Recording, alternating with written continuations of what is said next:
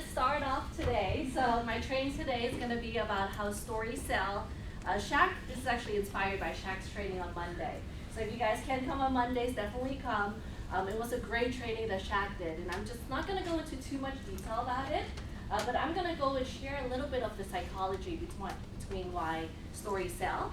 And then I'm going to bring up Peter. He's going to go over some real-time client stories of ours that you guys can use. Now, you're not going to use it on the QA every single time, but you can just have it in your back pockets, pull them out whenever you need them, okay?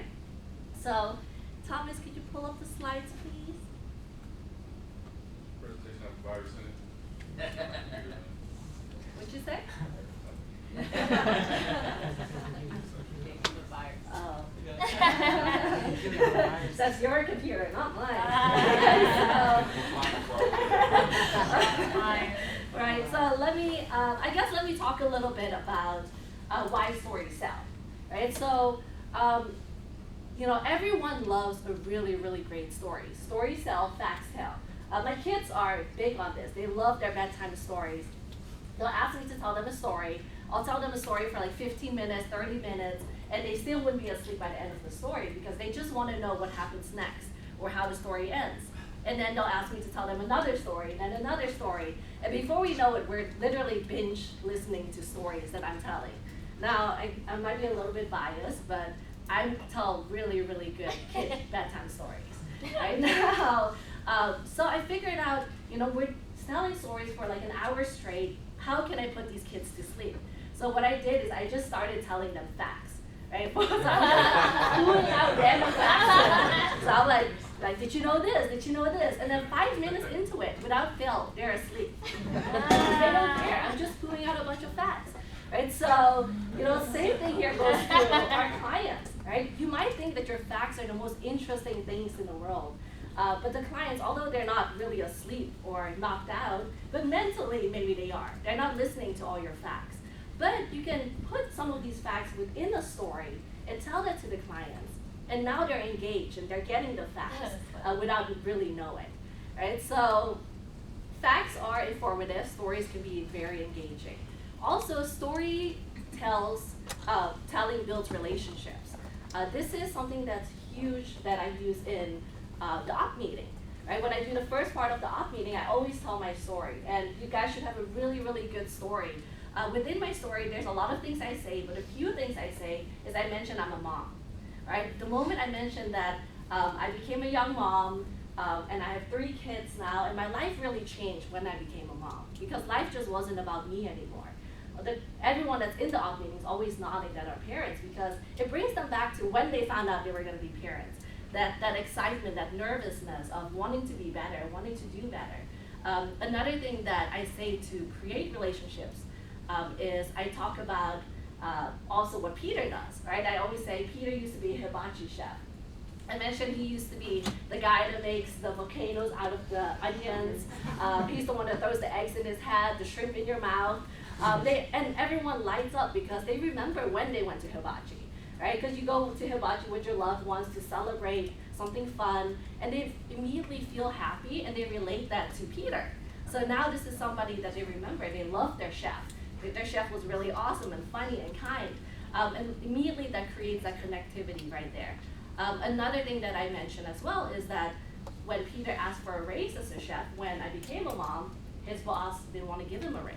Right? He was the top head chef for years and years, but the restaurant just wasn't busy enough to give him a raise. So he was making the most he could at the position he was.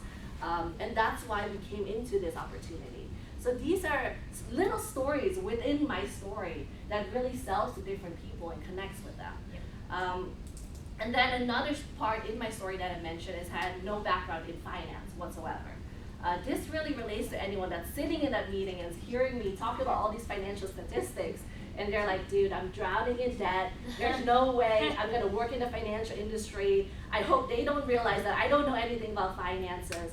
And I just told them, look, I had no background in finance whatsoever. I was studying to become an orthodontist. I was a nail tech. I became a new mom, right? I was actually in debt when we sat down with a financial advisor.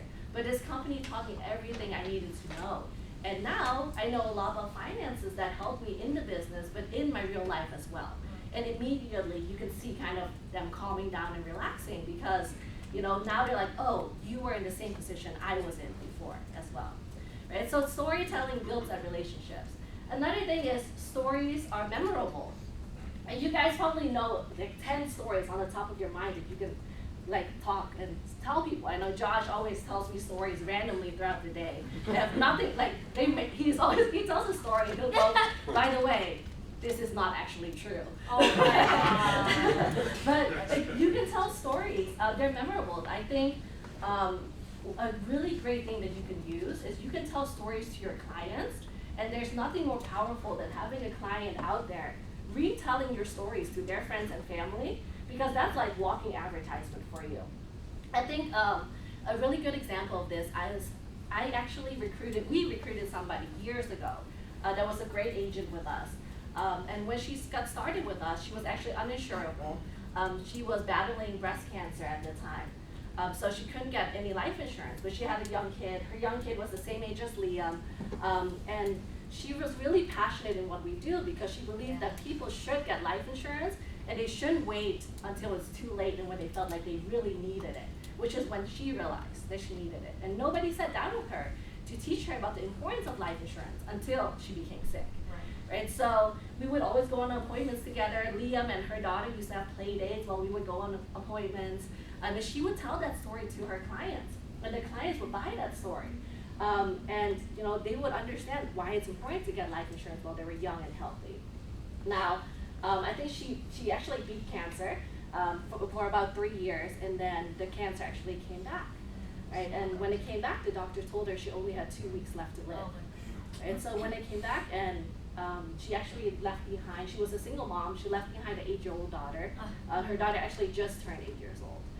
And you know, her best friend is actually another agent of ours. She's a silent partner of ours, and she retells her story all the time. Right? She's like, she would have wanted me to tell her story. So now the clients that she refers to me to sit down with, they retell me her story. Right? So that's how you know a story has made an impact, is when it gets retold over and over and over again. And it came back to me, right? So stories can be memorable. Now, lastly, Thomas, stories can drive action, right? So let's say, what is that saying when they say you make decisions based on emotion? Yes. Yeah, you buy based on emotions, but you justify it with logic, right? So, you know, it really drives action. When you tell a really, really good story, somebody is not going to really tell you, oh, that was a great story, but let me think about it, right? They're going to be able to, like, they're so emotional that they're going to want to take the next steps to protect their family. Now, is somebody still going to want to think about it? Yes, right? Is it okay for people to want to think about it? Also, yes. But, you know, is it going to make a difference sometimes for them to think about it with conditional coverage or without conditional coverage? Probably yes. If you told a good story about why it's good to get some conditional coverage in place, that could make that little difference right there. Right? So I get to bring up the awesome, amazing Peter Chan to talk about the real life stories that we have with our clients. He might not make fires on the hibachi grill anymore, but he places a fire of desire in your hearts.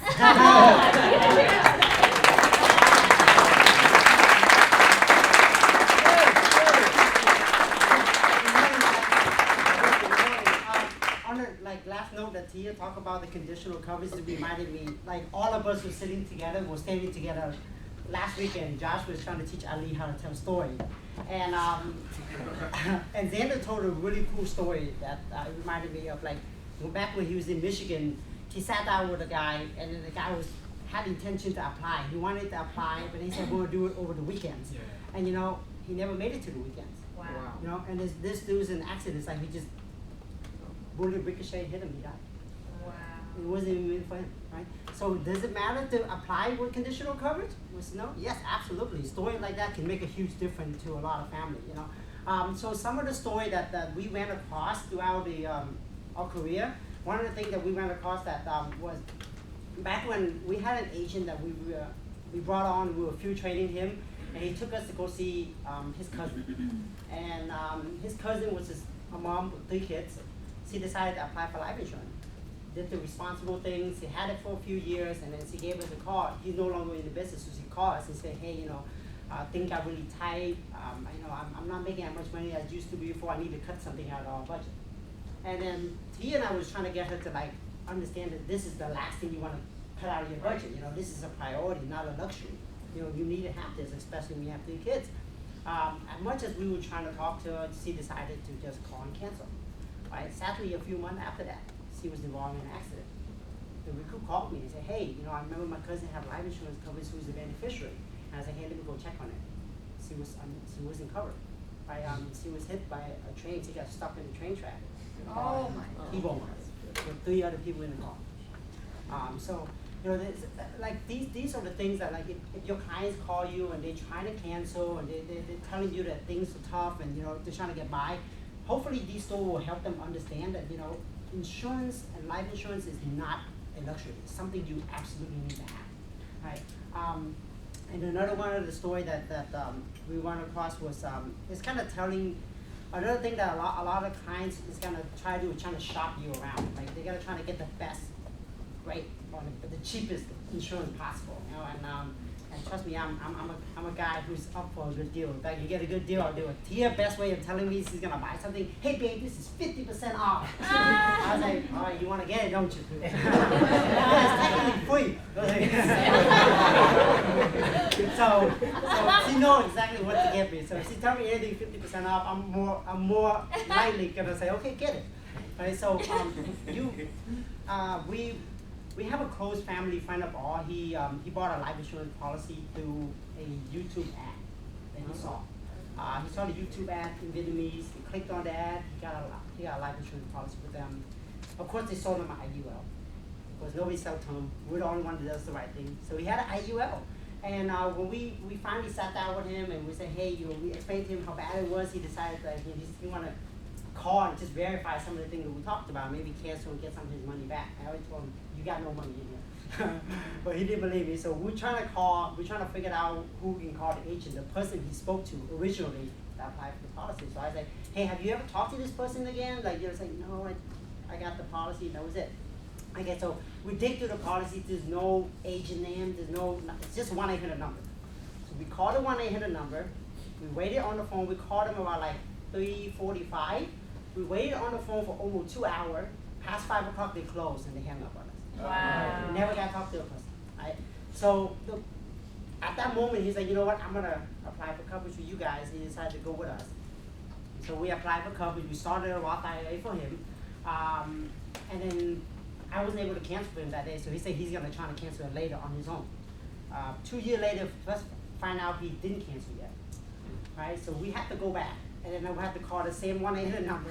We sat on the phone for another 2 hours, but this time we finally got somebody. We were able to cancel for him, right?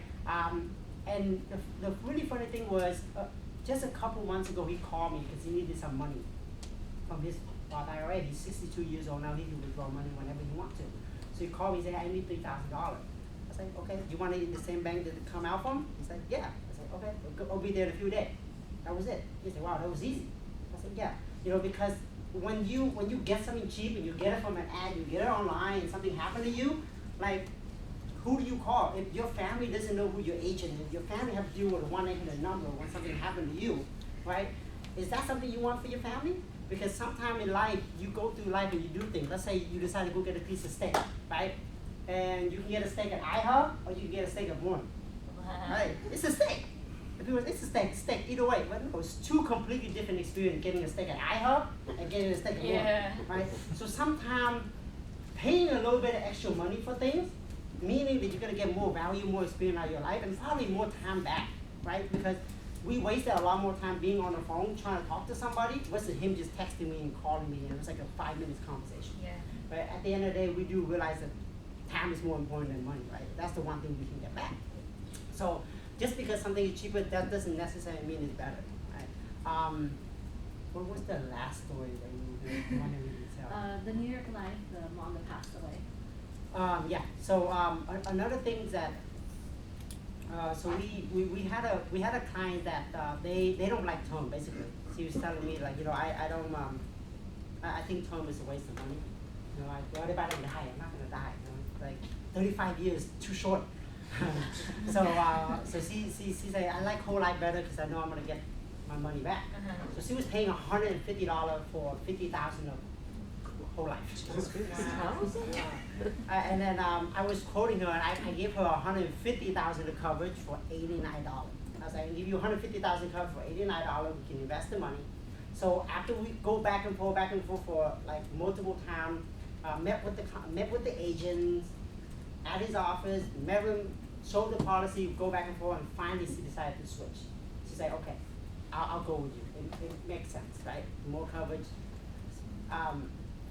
When she passed away last year, the family received 150,000, right?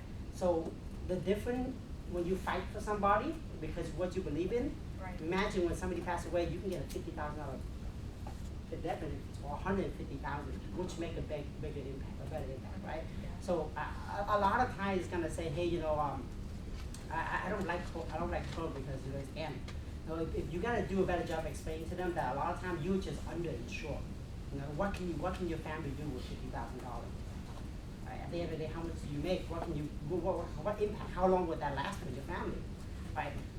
So these are just some of the story. I hope that can help you guys kind of just get the clients to understand a little bit more what we're doing, because we are different, guys. We're not just like any other insurance agent. We're not like any other insurance company. We actually don't like insurance agents. We don't like life insurance agents. We don't like what they're doing. We're different, right? We're Primerica. Can you tell the story of what we say when somebody gets rated? Yes. So T actually is really good at like what do we say when somebody get rated. See this good news, bad news, this whole thing where make you feel like they got rated, but actually they got in. Right? But a lot of time people still don't want to move forward because it's just too expensive for them, right? For example, one of my best friends, he lived in California. His name is Locke. Some of you guys might know him. He got licensed with us, and we went to go see his uncle. His uncle swear to me that his uncle was healthy. Okay? This guy's like, I'm healthy, I'm good. We submitted an application, he came back tobacco rated, table 10. And then he was supposed to be paying like $50 a month. He now have to pay almost $150 a month for his coverage, and he didn't want it. He just said like, no, I don't want it. It wasn't just tobacco rating. He was sick pretty much. That's why it was so high. So he did not want to keep it.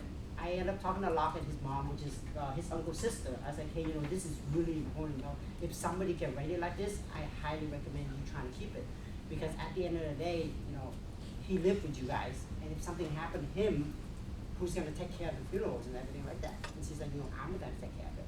So I was like, if you're gonna take care of it, do you have 25, 30,000 sitting around to take care of it? And she's like, no.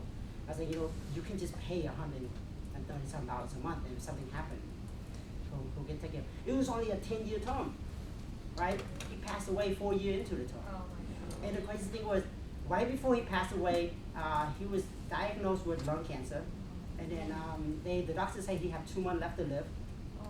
And they call me and they say, hey, is the policy still in force? I was like, yeah, it's all good, it's in force. And they say, hey, he want to go back to Vietnam and get buried with the family. Can he do that? Can he fly back to Vietnam, and if he pass away in Vietnam, everything's going to be okay with the claim? So I said, yeah, you can definitely fly back to Vietnam, and you'll be fine as long as the beneficiary will get the death certificate and everything like that. And on Monday, when we was in this training, and Shaq was doing this training, and Samir was telling a story about somebody from AIG who passed away overseas and never got paid out because it's so difficult to get a claim paid out overseas. Right, with us, it was, they have representation. They have me working, doing all the paperwork for them. They didn't have to call one and hit a number, right? So when somebody get rated, it's definitely more important for them to get it, because you actually don't know how long